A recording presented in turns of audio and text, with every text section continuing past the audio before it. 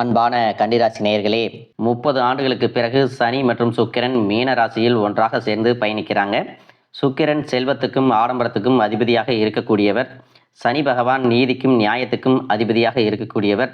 இந்த 2 கிரகங்களும் ஒன்றாக சேரும்போது பல மாற்றங்கள் 12 ராசிகளுக்குள்ளும் மிகப்பெரிய மாற்றத்தை எல்லாம் ஏற்படுத்த போகுது. சில ராசிகளுக்கு பார்த்தீங்கன்னா இந்த சேர்க்கை பல நன்மைகளை அள்ளி கொடுக்கும். சிலருக்கு அதீத சிரமங்களையும் சோதனைகளையும் கொடுக்கும். ஜோதிட சாஸ்திரப்படி பார்த்தீங்கன்னா சுக்கிரன் 26 நாட்களுக்கு ஒரு முறையும் சனி பகவான் 2.5 ஆண்டுகளுக்கு ஒரு முறையும் தங்களுடைய ராசியை மாற்றிக்கிறாங்க.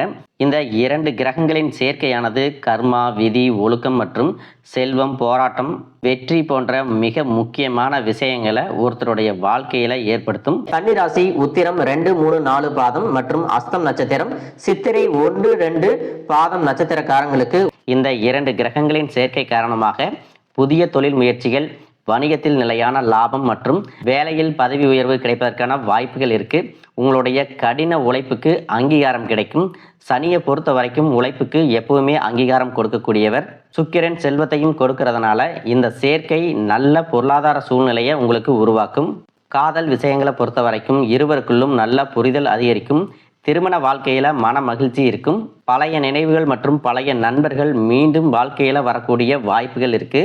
உணர்ச்சி பூர்வமான விஷயங்கள்ல முடிவுகளை எடுக்கும் பொழுது நேர்மையாகவும் தவறுகளை சுட்டிக்காட்டி அதை திருத்துவதற்கான வாய்ப்புகளையும் கொடுக்கணும். தலைமை பண்புல நேர்மையும் மற்றும் வெளிப்படைத்தன்மையும் இருப்பது எதிர்காலத்துல வரக்கூடிய பிரச்சனைகளை தவிர்க்கும் அப்படிங்கிறத நீங்க எப்பவுமே நினைவில் வச்சுக்கணும். உங்களுடைய வாழ்க்கையில நீங்க என்னதான் நல்ல விஷயங்களை நினைச்சாலும் நல்லதையே மற்றவங்களுக்கு செஞ்சாலும் உங்களுக்கு தொடர்ச்சியாக கஷ்டங்களும் பிரச்சனைகளும் வந்துட்டு தான் இருக்கு. இதையெல்லாம் மறந்துட்டு தான் உண்டு தான் வேலையுண்டு அப்படின்னு இருந்தாலும் ஏதோ ஒரு கவலை, ஏதோ ஒரு குழப்பம் உங்கள் மனசுக்குள்ள இனம் புரியாத ஒரு வழியை கொடுத்துட்டே இருக்கும். யாராவது உங்களுடைய குழப்பங்களுக்கு பதில் சொல்ல மாட்டாங்களா, நல்ல தீர்வு கொடுக்க மாட்டாங்களா, என்னுடைய கஷ்டங்களை காது கொடுத்து கேட்க மாட்டாங்களா, ஆறுதலாக 4 வார்த்தை பேச மாட்டாங்களா, என்ன உண்மையாக நேசிக்க மாட்டாங்களா அப்படின்னு ஆதங்கப்படுவீங்க. இப்படி எல்லார்கிட்டையும் நல்ல விதமாக பேசி நல்லதையே நினைக்கக்கூடிய உங்களுக்கு நான் சொல்லக்கூடிய ஒரே விஷயம் என்ன அப்படின்னா, உங்களுக்கு கஷ்டங்கள் வருது, பிரச்சனைகள் வருது அப்படின்னா நீங்கள் நிறைய பாவங்கள் பண்ணிட்டீங்க அப்படின்னு அர்த்தம் இல்லை. நீங்கள் தவறான நபர் அப்படின்னு அர்த்தம் இல்லை.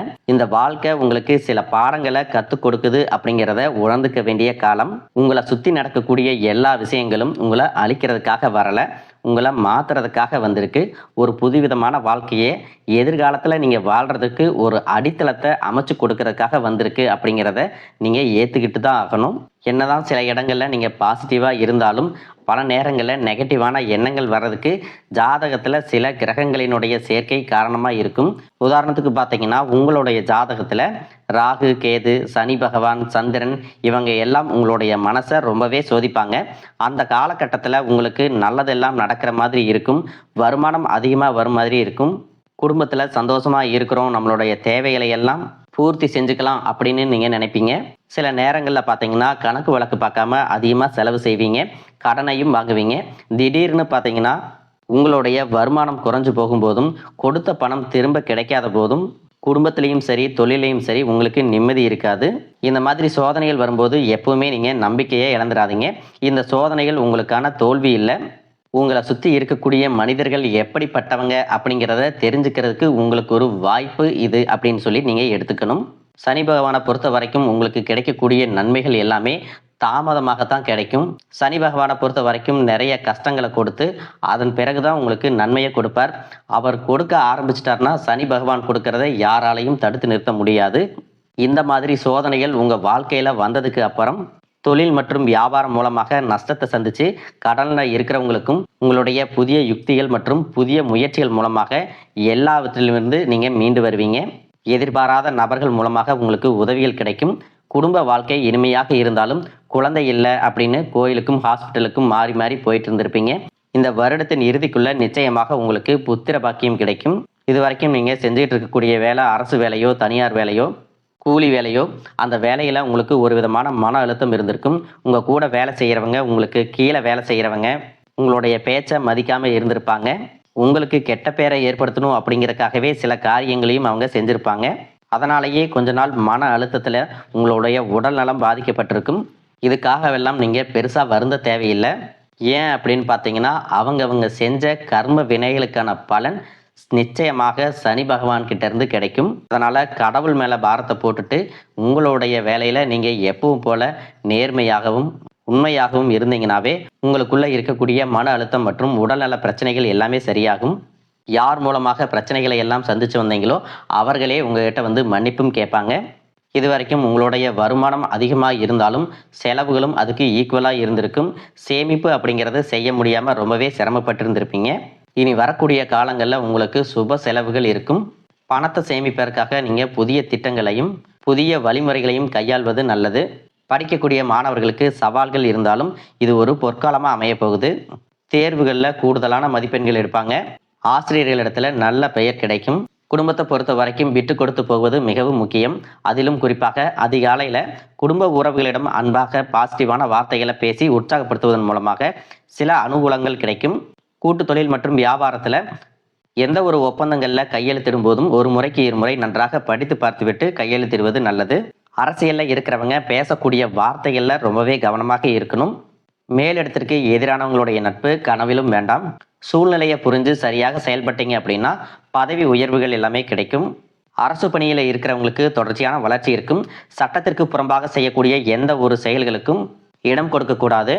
பெண்களை பொறுத்த வரைக்கும் பூர்வீக சொத்து சேரும். மகப்பேறு நல்லபடியாக அமையும். சினிமா மற்றும் கலைத்துறையில் இருக்கிறவங்களுக்கு தங்களுடைய தனித்திறன்களை வெளிப்படுத்துவதன் மூலமாக நல்ல வாய்ப்புகள் கிடைக்கும். வீணான ரோசம் மற்றும் முன்கோபத்தை தவிர்க்கணும்.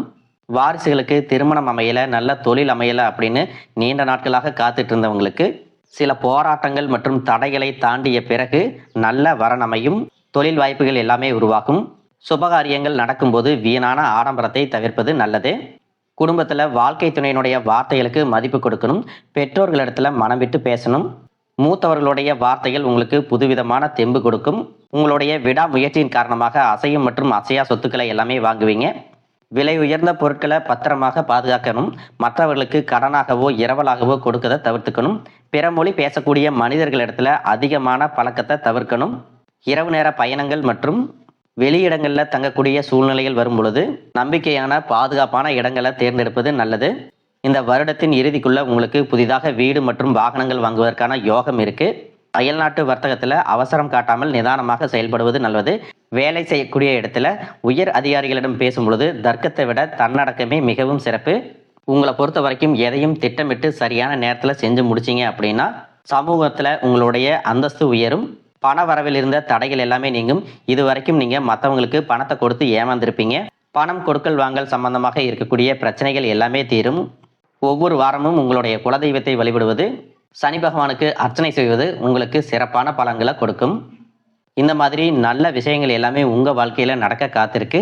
அதனால் எத்தனை சோதனைகள் வந்தாலும் எல்லாத்தையும் கடந்து நீங்கள் போயிட்டே இருங்க. உங்களுடைய வாழ்க்கை உங்களுக்கு பிடிச்ச மாதிரி மாறப்போகுது. வாழ்க வளமுடன், வாழ்க பல்லாண்டு.